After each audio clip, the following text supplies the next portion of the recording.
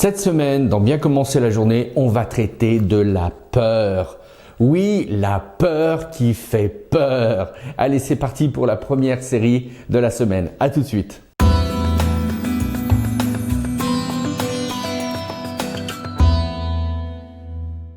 Je dois vous avouer quelque chose, ça fait très longtemps, vraiment longtemps, que j'ai envie de parler du sujet de la peur. Pourquoi?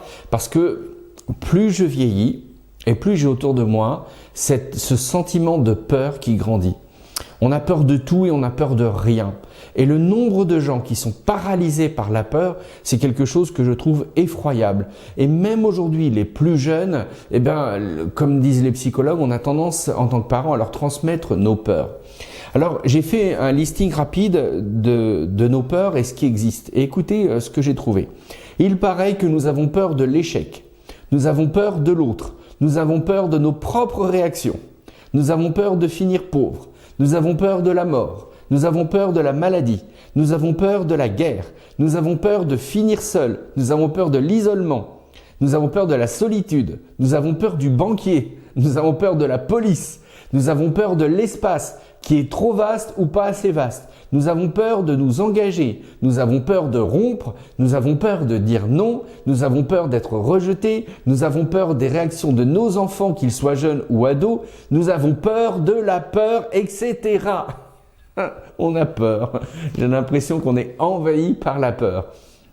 Et on a beau entendre les beaux discours mobilisateurs, motivants dans nos églises, ça n'empêche pas que sorti après le discours, après avoir entendu des choses, la peur, elle demeure. Alors, je me dis, est-ce qu'en tant que croyant, est-ce qu'en tant que chrétien, chrétienne, on peut vivre sans avoir peur? Alors, je dirais à la fois oui et à la fois non. Pourquoi je dis non? Parce que la peur, elle est inscrite dans le cœur de l'homme. Oui, à partir du moment où on s'engage à quelque chose, on aura toujours peur de mal faire. À partir du moment où on monte sur un escabeau, on peut avoir peur de tomber, même si on a de l'assurance. Parce que nos enfants sont partis à la piscine, on peut avoir peur qu'il se passe quelque chose.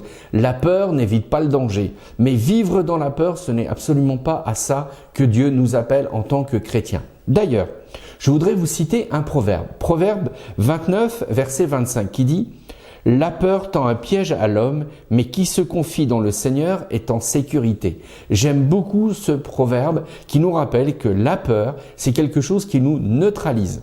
Et pourquoi est-ce que je veux parler de cette notion de neutraliser? C'est parce que vous ayez peur ou pas, il n'empêche que la vie va continuer. Il va falloir que l'on investisse pour contrôler nos peurs, contrôler ce qui ne va pas.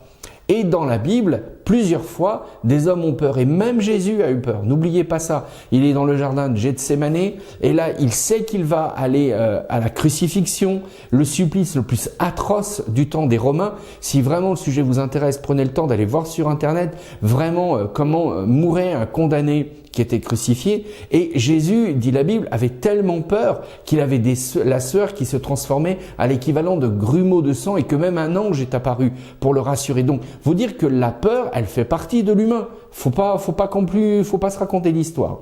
Mais là où je trouve qu'il y a quelque chose d'incroyable, c'est que Dieu nous propose d'anticiper nos peurs. Il nous propose de réfléchir avant pour essayer de faire en sorte que la peur, elle soit non plus quelque chose qui nous neutralise, mais quelque chose qui nous met en mouvement, quelque chose qui va nous donner cette force de dépasser cela pour pouvoir avancer. Et c'est sur cette thématique-là que moi je vous propose de travailler. Donc, je vais vous laisser avec cette idée et je vous laisse juste avec cette parole forte pour aujourd'hui. Qui se confie dans le Seigneur est en sécurité. Je vous laisse avec cette parole. Mettez un j'aime sur YouTube parce que c'est important. Pensez à vous abonner à notre chaîne, y compris sur la petite cloche, parce que comme ça vous êtes alertés des nouvelles vidéos. Pensez à nous soutenir aussi financièrement parce qu'on veut vraiment être là chaque jour à vos côtés pour vous encourager avec Mission Protestante Online. Et je vous laisse à nouveau avec cette belle parole. Qui se confie dans le Seigneur est en sécurité. Bonne journée et à demain!